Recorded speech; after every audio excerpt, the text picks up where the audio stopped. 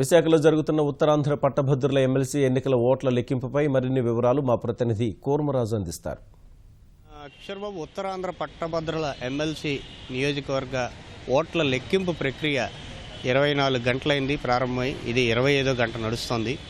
ఈ 25 గంటలుగా ఓట్ల లెక్కింపులో 5వ రౌండ్ దాదాపుగా పూర్తిగా వచ్చింది. అయితే ఆ రౌండ్ ఫలితాలు ఇంకా అధికారికంగా ప్రకటించాల్సి ఉంది. 4 రౌండ్లు పూర్తయిన అధికారిక లెక్కల ప్రకారం బీజేపీ అభ్యర్థి మాధవ్కు దాదాపు 22,000 పైచిలకు ఓట్లు పోలయ్యాయి. అలాగే అజయ్ శర్మ, పీడీఎఫ్ అభ్యర్థి అజయ్ శర్మకి 18,000 పైచిలకు ఓట్లు పోలవడం జరిగింది.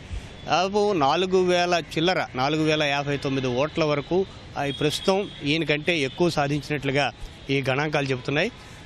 ప్రధానంగా ఈ ఓట్ల పోలింగ్లో ఈ ప్రక్రియలోని ఈ ఓట్లు ప్రధానంగాను చెల్లని ఓట్ల సంఖ్య గణనీయంగా ఉండడంతో ఈ అభ్యర్థుల మధ్య పోటాపోటీ గణనీయంగా పెరుగుతూ వచ్చింది. మనం ఇప్పుడు చూస్తుంటే ఈ 5వ రౌండ్ ఫలితాలని ఇప్పుడే చేసి వచ్చారు. 5వ రౌండ్ ఫలితాలు ఇంకా అధికారికంగా ప్రకటించాల్సి ఉంది. అయితే 4వ రౌండ్ వరకే అధికారికంగా ఇవ్వడంతో 22,347 ఓట్లు పివిఎన్ మాధవ్కి రావడం జరిగింది.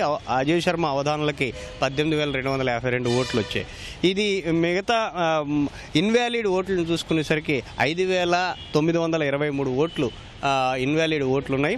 మనకి మొత్తంగా ఇప్పటివరకు లెక్కించిన 4 రౌండ్లు లెక్కించినది 55,995 ఓట్లని ఏకమొత్తంగా ఇప్పటివరకు లెక్కించడం జరిగింది. ప్రతి రౌండ్కి 14,000 ఓట్లని లెక్కించడం జరుగుతోంది. ఇంకా 3 రౌండ్లు, ఈ 5వ రౌండ్ పూర్తిగా అయిపోతే 3 రౌండ్లు ఇంకా పూర్తి కావాల్సి ఉంది. ఈ 3 రౌండ్లు పూర్తి అయ్యేసరికి మరో దాదాపు ఇంకా 4 నుంచి 5 గంటల సమయం పడుతుందని అంచనా వేస్తున్నారు. అంటే తొలి ప్రాధాన్య ఓట్లు మొత్తం లెక్కించేసరికి మధ్యాహ్నం గడిచిపోతుందనేసేమో అధికార వర్గాలు అంచనా వేస్తున్నాయి. ఖచ్చితంగా రెండో ప్రాధాన్య ఓట్ని లెక్కించాల్సి ఉంటుందనేసేమో ఇప్పటివరకు ఉన్న అంచనాలు చెబుతున్నాయి.